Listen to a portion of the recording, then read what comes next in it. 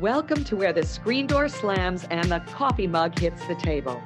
You're listening to The Family Balancing Act with me, Maureen Huntley, mom, grandmother, and board-certified holistic and functional medicine health coach. Each episode will explore the realities of your day-to-day family life in this modern era of nonstop texts, memes, and technology. After all, how do we keep ourselves sane and our family healthy? I'll have amazing guests and thought-provoking discussions, and we'll take a holistic look at family health, emotional, physical, mental, and spiritual. Whether it's a micro perspective of family involving healthy snacks, teenagers with an attitude, stressed out husbands, partners, adult children, potty training, elder care, grandchildren, college prep, or a macro perspective of world events, including flu, earthquakes, the brainwashing media, finances, and oh, so much more. We'll find a way together. So take a deep breath, exhale, and know that you're not alone. Bring on the Family Balancing Act.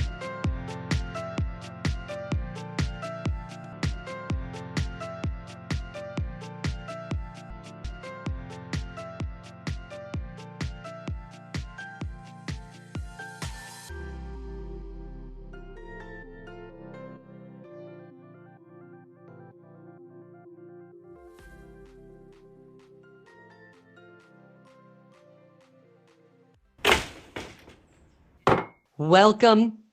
Come right in. Pull up a chair and grab a coffee or a green juice because we have a lot to chat about here on the Family Balancing Act, where we are restoring the heart of motherhood, one conversation at a time. I'm Maureen Huntley, certified holistic and functional medicine health coach and mom, grandmother, wife, and CEO of my family's home operations. Just trying to balance it all when actually it's a wobble. Balance is but for only a moment, if at all. Really, balance is BS. I truly believe so many women are the keepers of the big secret. So as to keep everything appearing normal and not to disrupt the life of others, well, so I thought I totally wanted to believe this. I do believe this. I don't doubt it. But I thought I'd do a little deeper dive. And I could find that it was actually not true. It actually was far from the truth. Imagine my shock to find that women can only keep a secret for 32 minutes, tops, even the big ones. Ugh. All right. Okay.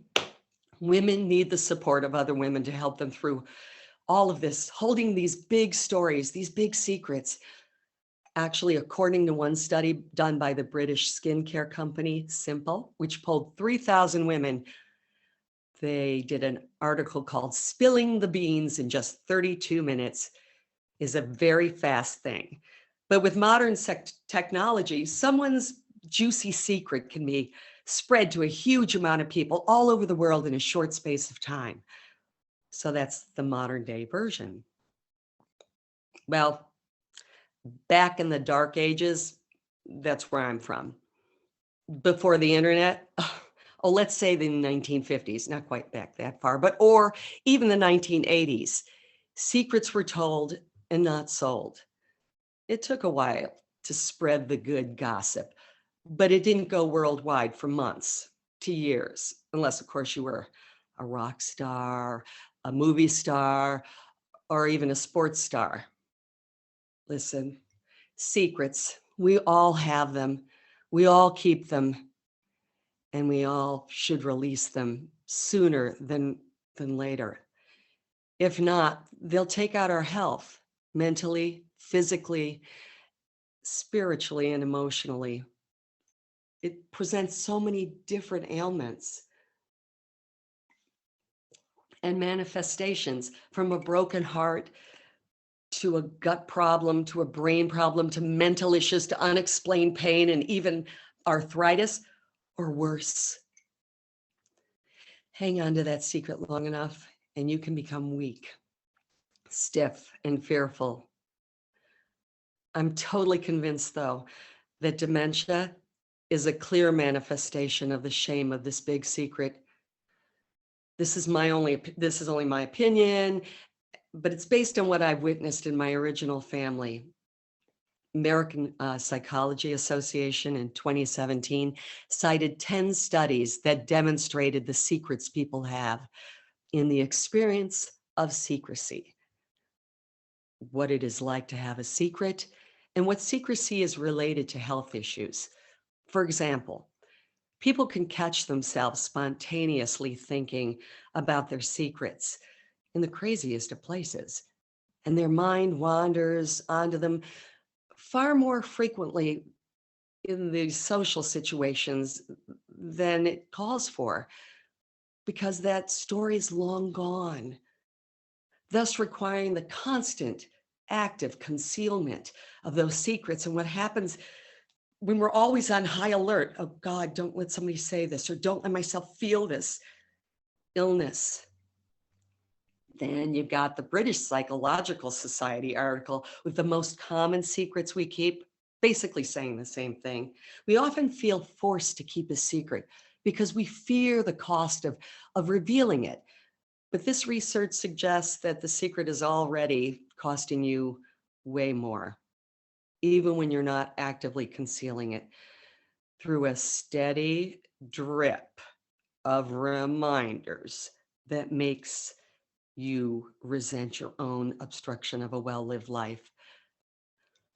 If only you can find a way to release it, to tell your story. It may change how you experience life, not just through the big release, but a freer mental space day to day. In other words, your health is being chipped away as you carry this secret throughout life. These secrets we keep so we are not shamed, shunned, or destroyed by others, we think. Yet it is the secrets that we keep that are shaming, shunning, and destroying ourselves over and over and over and over again, beyond the amount of times that the offense took. It just is over. We think, oh God, if no one knows this about me, I'll be safe. The thing is, though, that secret, that story always lingers. It whispers to us the need to be spoken of, to be acknowledged, to be heard. We might think if I just push these secrets or the full story away, it'll stop and it'll go away. It truly never does. It waits in the dark of night, or in a dream, or in someone else's story recounted, or a moment, a prayer, or in the eyes of your children. That secret never forgets you. It lives in our hearts, our bones, our souls, and it might be there for a lifetime. When it's not addressed, it can become our illness. It affects the words we say to another and how we talk to ourselves. So my mother had a huge secret. As a child, I could feel something was up, a heaviness of an unspoken sin. As it turns out, most of my mother's relatives all knew, but my immediate family did not.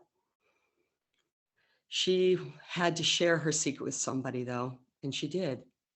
She had 7 sisters, strong women with strong opinions, and she was the baby of the family. So she shared it with them. I have this memory of the phone ringing and my mother cowering and crying and my father yelling at whoever was on the phone, defending his wife. But I didn't know why. I was only little.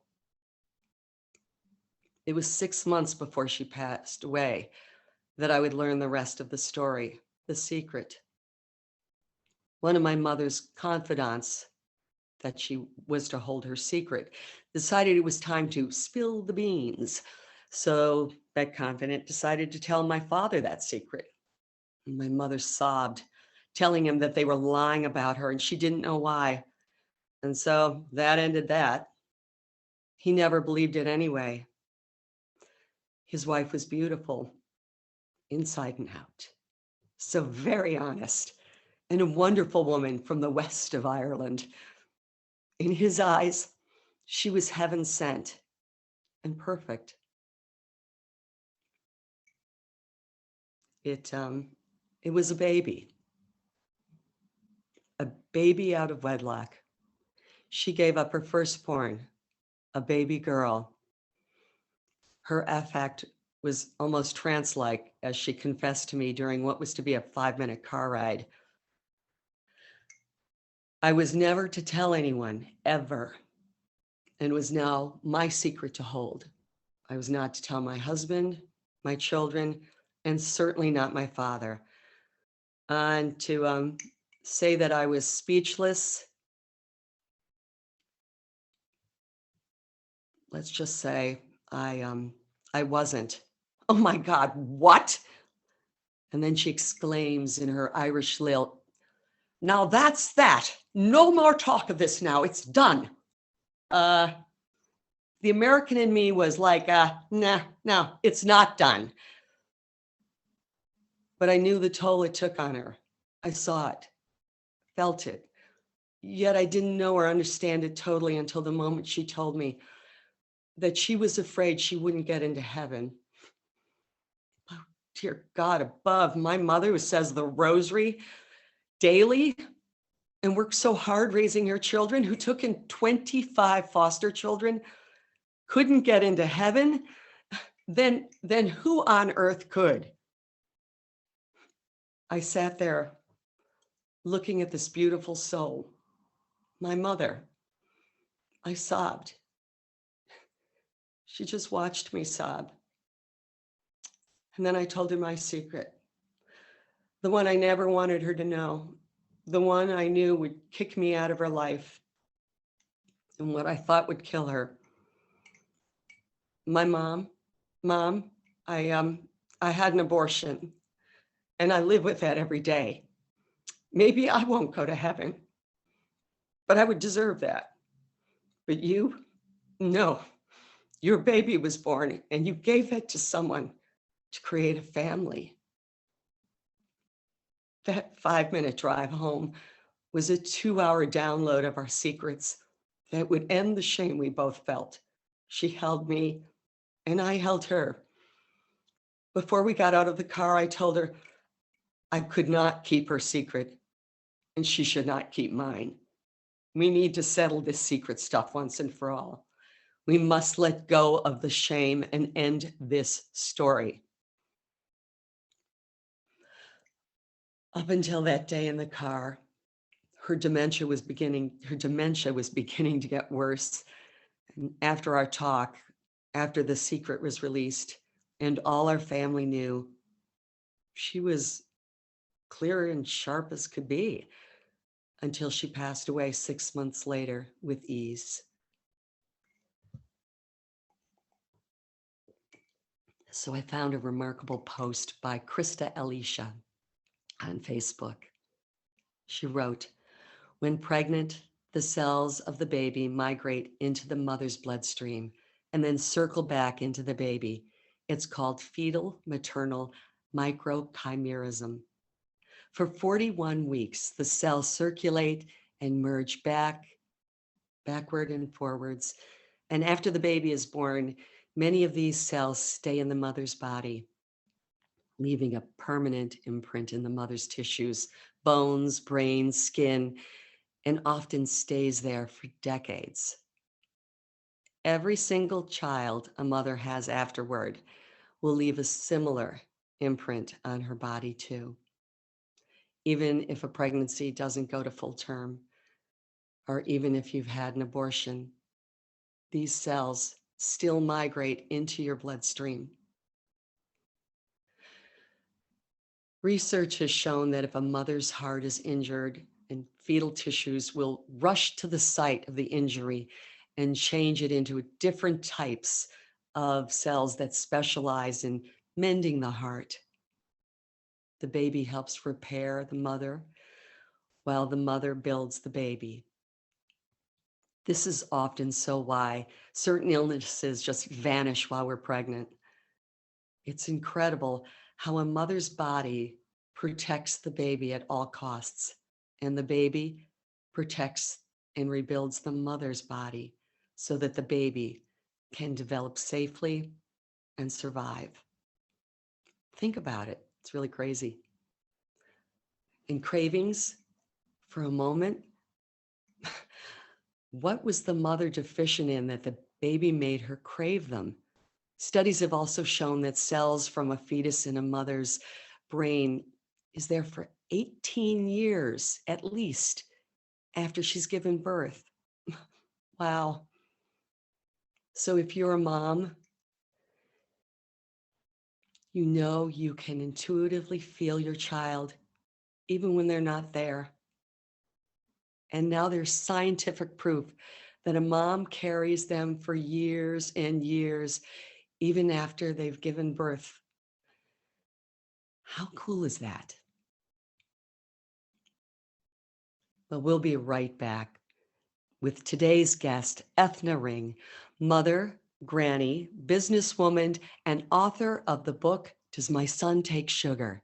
An Irish Mother's Memoir, a true story of love, scandal, regret, and reunion. So stay right here and take a deep breath and exhale and know that you're not alone here on the Family Balancing Act.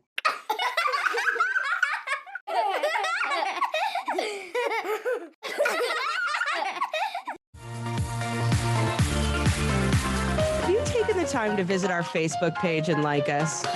If you're saying no, it's time to change that answer. What's great about Contact Talk Radio's Facebook page is the fact that so many people are contributing helpful information to it. Not only does the staff at Contact Talk Radio update the page throughout the day, but so do our hosts. You'll know when shows are live and what the show's topic is.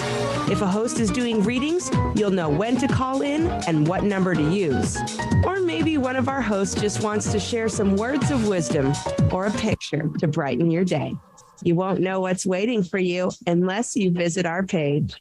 Go to facebook.com/CTR Network and like us. That's facebook.com/CTR Network. Happy Facebooking.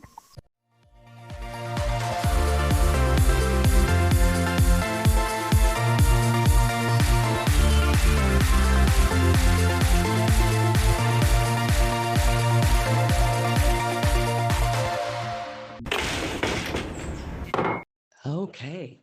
Eithne, please join me here. We are live. Oh, thank you, Maureen. It's so lovely to be here with you. I love having you here. Well, listen, let me give another little intro here. Okay. Welcome back to the Family Balancing Act, where we are restoring the heart of motherhood, one conversation at a time. I'm Maureen Huntley, holistic and functional medicine health coach, mom, grandmother, wife, CEO. But we have a very special story, a very special person here with us today. A true story of love, scandal, and yes, regret and reunion. Our guest today is not only a beautiful woman and mother inside and out, she's one of my very closest friends. And she's an author. She's an amazing author, and her book is just going to blow you away. I'm so very honored. And her book is called Does My Son Take Sugar? An Irish Mother's Memoir. So her story is held in the hearts of many women here in Ireland. I know you've been reached out to, but also now worldwide. The power of motherhood from the moment of conception. Your story is compelling, real, raw. So welcome. Thank you, Maureen. Grab a cup of coffee and there we go. Such a beautiful introduction, Maureen. I could listen to you. I had my eyes closed, just listening back. And it's just so lovely to just realize again the honor to be a mother. It is such an honor. And the love that we have for our children. truly. Yeah, it's beautiful. There's Beautiful, and thank you for having me. oh well, look, it's an interesting journey whenever we're doing Yes. something live, and Yeah. especially live on Facebook. And we Here were we are. a little woohoo, like playing around here. But please forgive us. This is a journey and process, just like motherhood, right? Yes, We're constantly. And you and I have known each other for years. And when your babies were babies, and then my Yes. babies were a little older and a baby, Yes. and I would never have survived it coming back and Oh, forth to Ireland without thank you. you. It was No. yeah, thank you. It was so lovely to meet you all those years ago. It's well, and your story, you started to tell me your story then years ago, Yes. but it was in small little bits. Small little bits, because when you talked about secrecy and shame there, it was always more a secret to me rather than shameful, because I never thought about shame, but the secrecy was huge. And it was just the journey in the 1980s. There was very few choices. If you were Yeah. pregnant, there was no choices. And, this story that I write, a woman met me today and she said, look, this is a book that anybody could read to understand the 80s. She said, because it's just the raw information. It's not a blame game. It was just the situation. And when we think of it, adoption came into force in Ireland in 1952. And, when you try to remember statistics, I was 19. It happened in 1952, the start of this, and there was 52,000 children placed for adoption. And that was 40 Wow. children a week. Wow. Every week. Wow. But it seemed the only solution. And we didn't feel like we were hard done by. We just felt this is very sad. We were so remorseful, but it was the biggest secret. And the only option apparent was to go away. That is just heart-wrenching. And you meet so many women now because of your book. Yes. And they have story after. You've been hit up constantly. I've been on the streets with her, and we're walking down the road, and people are like clawing at you, trying to tell you their story. Yeah. Because when I decided I would write the book, and when it came to fruition and we had our launch, I was hoping, like, we didn't advertise the launch as such. And I was just hoping if I got 50 people in a room, and we had 400 people that night, because it touched every family in Westport, in County Mayo, in Ireland. It just touched people. And 5 or 6 months on since the launch, I just meet people every day, and they all have a story. And yesterday, a lady met me, and she just said, my 82-year-old dad, who I don't know, has read my book, and he was adopted all those years ago, or maybe, I don't know, adoption hadn't even come in then. Right, so he was placed in another family, and he wants to meet me and have a coffee. So he can understand maybe what his mother went through. And this is randomly on the street. You know what I mean? And so many people have told me their stories, and now they're on the search. And so many people locally have told me that they're now in counseling, because this woman said to me, who deals with them, they thought they were okay. And now the book has opened up this. Thank God. Thank God. Well, speaking of your book, I don't know if you want to hold it up there, and I'm going to try to fix this so that people can see us a little better. Yes. I'm going to. So this is me. There we go. Yep. That's the book. Yeah. And it's available in online. Online, and you can find me on eithnering.com, and that will bring up how to get the book. Perfect. I know now you see me futzing with things here because I'm trying to figure this out. Don't you worry. All righty. So why don't we start at the very beginning? Okay. So here you are, this young 19-year-old, and I know this woman was like looking great. You were all about the way, you were looking, you had fun, you were a great time, and you were in love. I was in love. Yeah, I was in love. And 2 years later, I was still in love, but I discovered I was pregnant. And like any Irish person at that time, or any woman at that time, you presumed it mightn't happen to you. You're hoping it wouldn't happen to you, but it did. And the journey begins. And just the journey is just, you're just so fearful of the journey, and you just feel like, I keep saying it in the book, like a bold girl. You just feel like you've brought upset to the family, and it's just, oh, Well, what can I say? the shame of it all, I know those times when I found out and I made a different choice.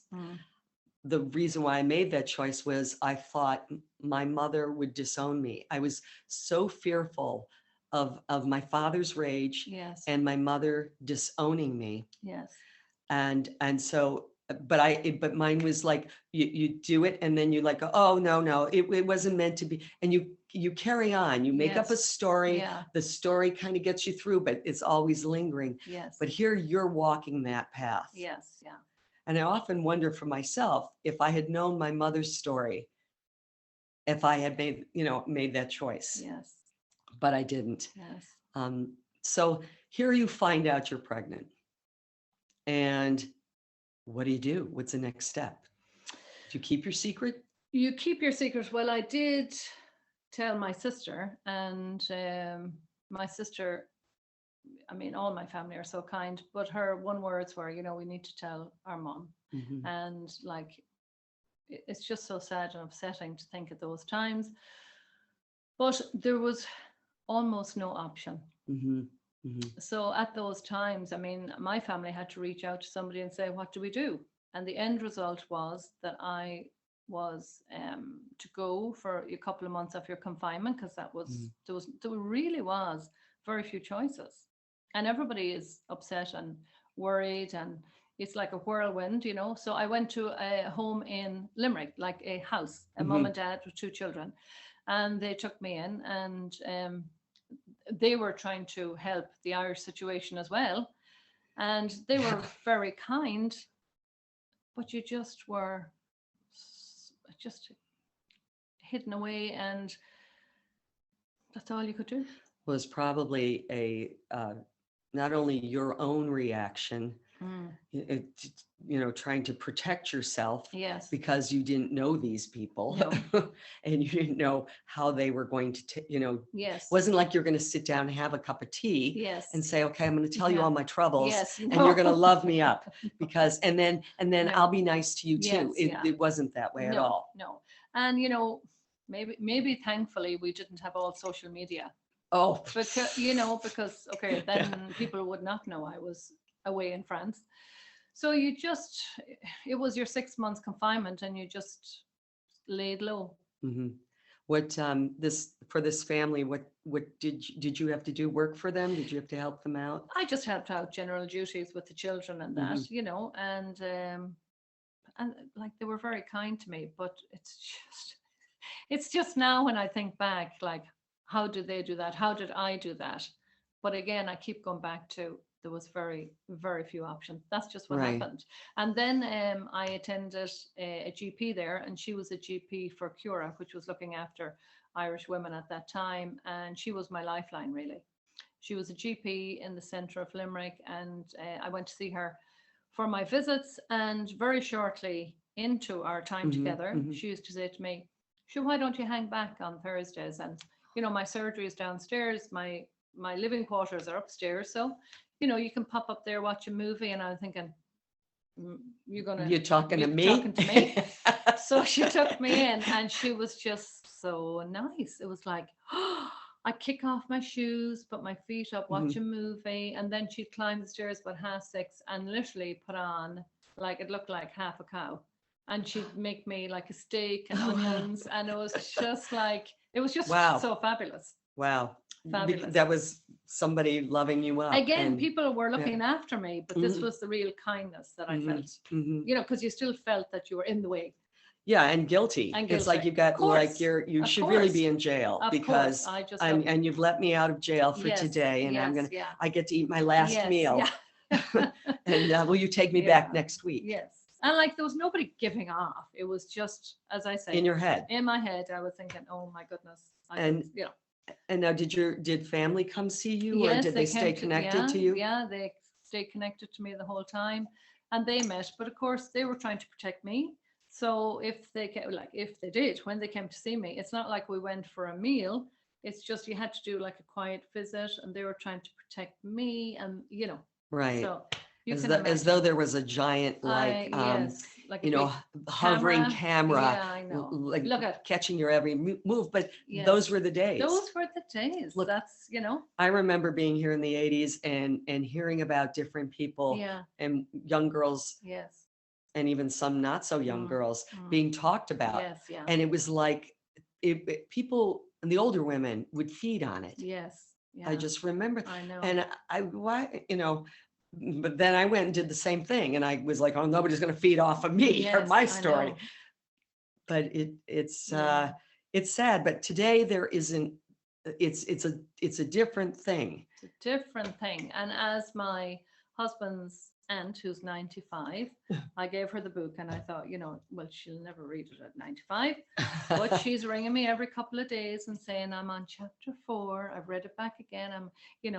And she said to me, you know what? The world isn't perfect now, but thankfully we're in a more honest world. And I just thought, Yeah, it is more honest. thank God for Thank that. God. And and she had also said that she was angry at this boyfriend of yours. Yes, yeah. Mhm. And then she would ring up in a week's time and say, I'm not angry with him. I'm back in love with him again today. And then she'll say, there's too many characters in this chapter. And so You're like, I can't help it. It's my life. Yeah, but It's she all the loved stuff it. that's gone in my She life. loved it. Yeah. So when you were away, Hmm. how was your health? My health was fine. I was 19. I had a little bit of gestational diabetes. Mhm. But you kind of felt you just didn't You think didn't of your really, health. yeah, it was all about It just was all getting about, through this. Yeah, get through this, and it was like you were in a kind of a time freeze. Mhm. And if somebody said, I want you to, just stand upside down for 2 hours every day, I'd say, I'm on it. Okay, yeah, I'll okay, do that. I'll do that. And then now, how is that first moment that you felt the baby kick? Did you feel a disconnect because you wanted to be disconnected, or you wanted to be connected? Sometimes we just dig deep and put those Mhm. special moments in a little pile, because I don't even remember. That's I mean, you were blessed with other children, Yes, which yeah. helps probably you can bring up a memory Yes, or a yeah. feeling of what it would be like. But even as you just say that, I Mhm. said, imagine there's no clarity on that. yeah, wow, work to be done yet. Yeah. Always, always work to be Yeah, done. yeah. So tell me, whatever happened to that baby's father? Well, that baby's father always had a little twinkle in his eye, and it never And a left. kick in his step. Kick in his step. Look at, when I try and analyze it, and when I'm working with the book, I'm working with people. I never really thought of what he went through at the time. Mhm. And you kind of think, because you're not together, Mhm. and because it was normal for people to go away, well, then that man really hadn't a purpose. Nor would he be like, he always wrote to me and all that every week when I was below, but he couldn't kind of Wow. he couldn't kind of show himself because Shame on him, the shame on him. And of course, anyway, so he still had the twinkle. And when I came back after my confinement, we'd meet, snatch a few moments together. But naturally, I suppose everybody was wondering, well, it didn't work beforehand, so it's hardly going to work now. And about a year later, I met somebody else who I took a fancy to. And the only reason I took a fancy to him is he wasn't local. So I felt I wouldn't be upsetting. Nobody will know. Yeah, they don't know him. And anyway, the twinkle boy with the twinkle in his eye was always there. So, and you know what? I always had that innate feeling of love for my child. And I kind of felt if he ever comes back, I'd like us to be together. Mhm. So I could show him that it was always important, and he was born out of love, and that we're still connected, and that we're a family. And that's what I always wanted. And then we got married in 1991. Yeah. And then you had children. And then I had lots of children, Mhm. all in one day. Right. So we had triplets in 1997, 2 girls and a boy. So now my family is 2 girls and 2 boys. Absolutely wonderful. Mm. And now Neely was adopted. Neely was adopted Was by a beautiful couple down south of Ireland, and I always knew innately that this woman loved my boy. hmm I just always felt that, you know, and we had a contact because when we were separated, like a week, well, 3 days after he was born, I did request that he be first in a family. And because I kind of felt, you know, if somebody here's in town, oh, we'll call them the O'Malleys or the Welches or the O'Briens, oh, they've got a baby. hmm Like, how exciting is that for the community, the town?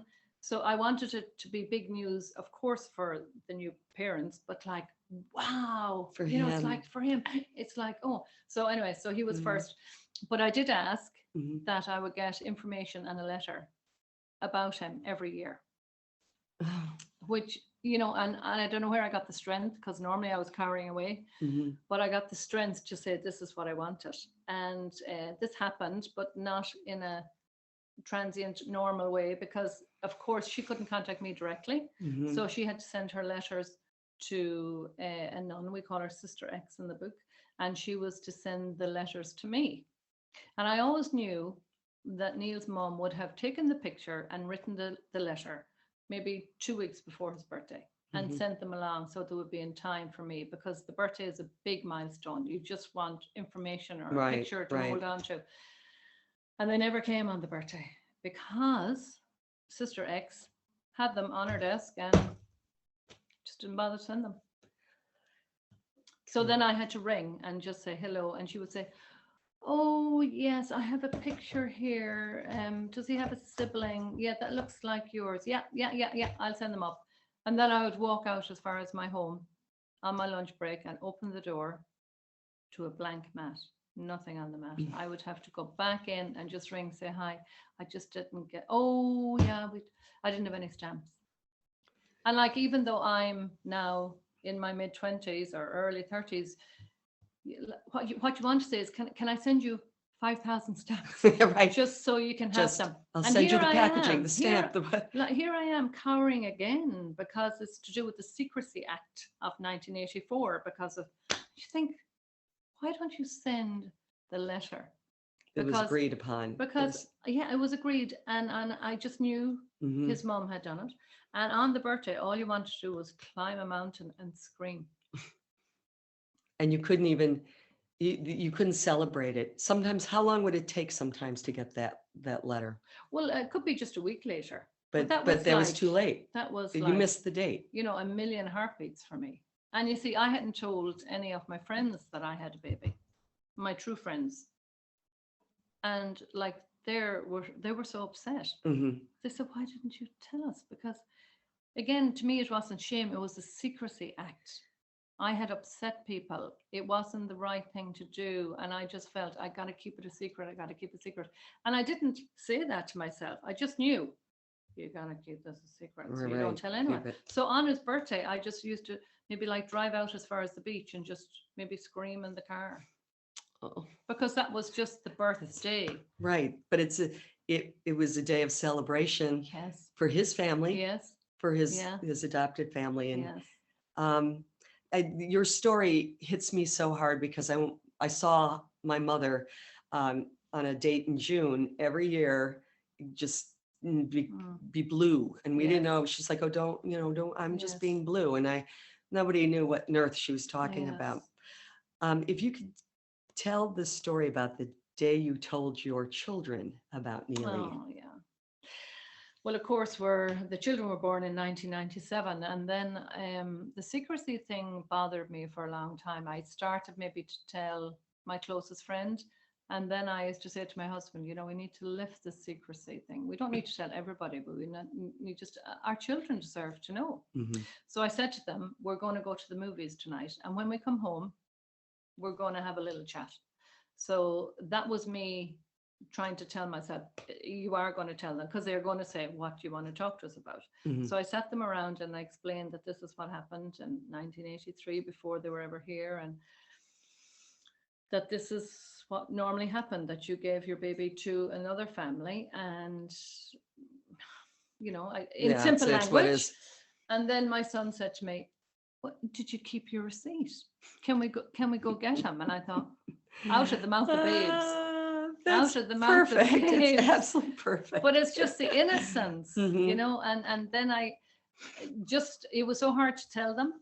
Mhm. But then once I told them, it's like, it's another breath, Another, you can exhale a bit, you know what I mean? right. Because the truth is normal and it's Mhm. nice. You need to know the truth. You don't have to tell everybody, Right. but your family needs to know. Yes, and not have the extended family know, and yes. then the family find out right Yes. before, Yes. you know, A they're reunion, right, or right. it's too much to take. Yeah, and yeah, I remember being told when I did find out, asking, I pulled some people I know together, cousins and that together, and I asked them if they had heard this story or if this was, Yes. and they said, "Oh, yes, but we were going to wait until your mother passed, and then we tell you." And I was like, "What good would that do?" I know. Because then I wouldn't know where to go, what to do, how to search it. But And again, they're protecting. They're trying to Mhm. mind you. They're Trying to, out of love. It's all of out of course, love. of course. And it's so funny what we choose to do I out of know. love, and it's not Yeah. necessarily And the like right that's what thing. I really wanted. Well, what does come across in the book that everybody says, it's literally the rawness of the story, and it's not a blame game. Yes. Because people did what they could do at the time. Mhm. You know.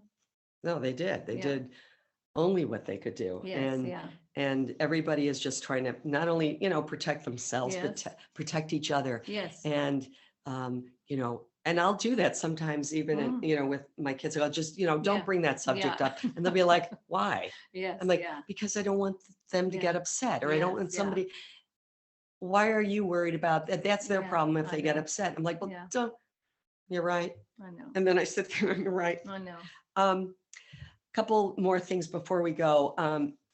Your husband, Joe, he Yes. writes He in writes this. a chapter. That's great. Yes. So That's great. yes, when I was writing this, I said to him, "Would you like to write a chapter?" And he goes, "Yeah, maybe." So then I had to remind him, like all men, you're going to write that? And he said, "Oh yeah." So he kind of said, "I'm going to do it over the weekend." And a couple of months later, it took that length because he didn't realize that he Mhm. hadn't gone there emotionally. And it was just a huge tsunami for him. But he really writes honestly in the book. Like he really does, and he often says it's very honest. And I said, well, that's what we need. That's what we need. It's honesty. So he just found it very hard to do. Mhm. But I think if he had gone to a counselor for 5 or 6 sessions, he would have got the same result. He just let it flow, and it's just very honest. Well, and that's how you started too, was just by writing, Yes. journaling, and getting Yes. it out. And it's Not knowing it would ever be a book. right. Yeah. That wasn't ever your intent. No. Just to make sure your family knew. Yes. And to just get it out there. Yeah. There are so many resources, and in Eithne's book, certainly for all of Ireland, the resources are. It's crazy how many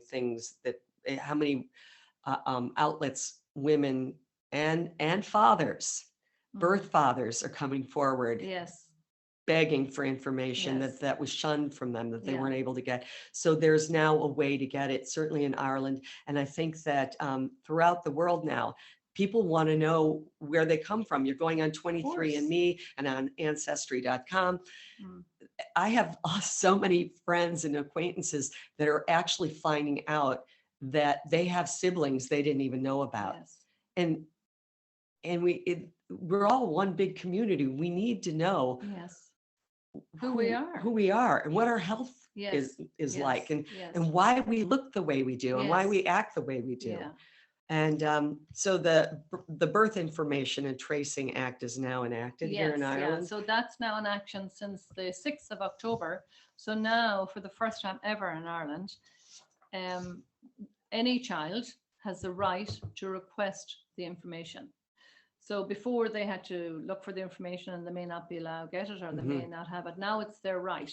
So what they do is they go on, there's loads of information on the Birth Tracing Act if you want to look it up. And then they are, which is lovely, there's a timeline given. So you request what you want. You just say, you know, my date of birth was, can I get my information? Right. And they have a timeline. They will say within 2 weeks, we will get back to you. If we have no information, we will back to you by such a date. So nobody's It's left much now. more. Nobody's left waiting and wondering. That's, So it's great. yeah, it's none of this years Now, and years go on by. the flip side, Maureen, there's women out there that may never have told their now husband about that. So that's very difficult for them. We have to be mindful of them as well. Mhm. But at the same time, isn't it everybody's right just to know Where they're who coming they from. are? Yeah, Yeah. it definitely is. They have to know where they're coming from. Mm.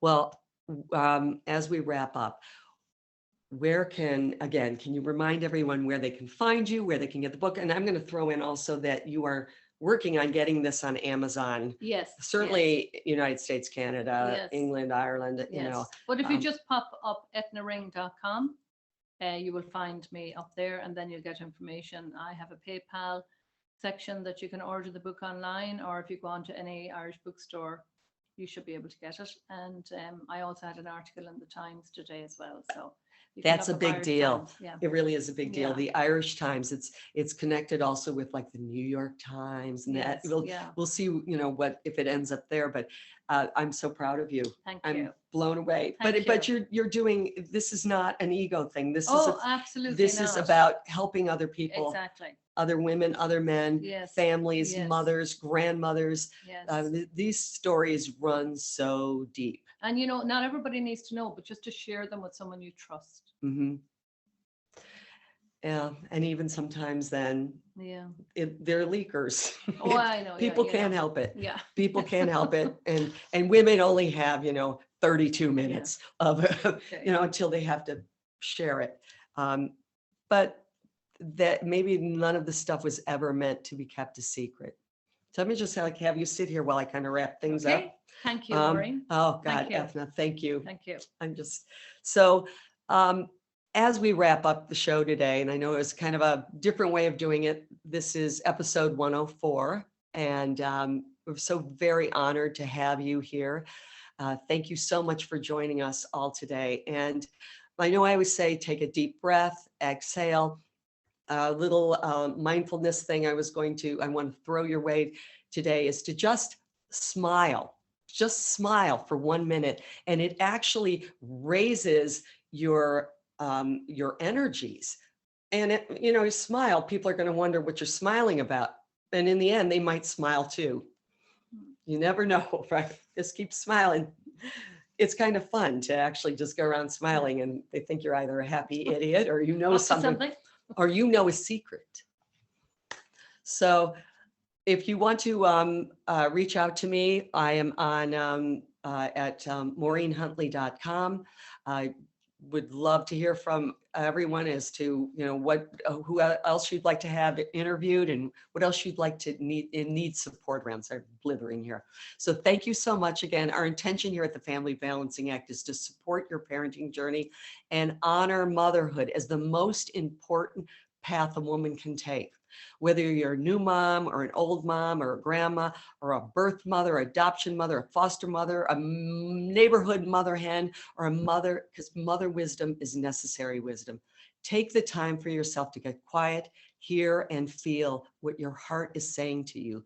You have everything you need inside of you, everything. The outside is just a reflection, just an illusion and noise. So take a deep breath. Exhale and know that you're not alone here on the Family Balancing Act.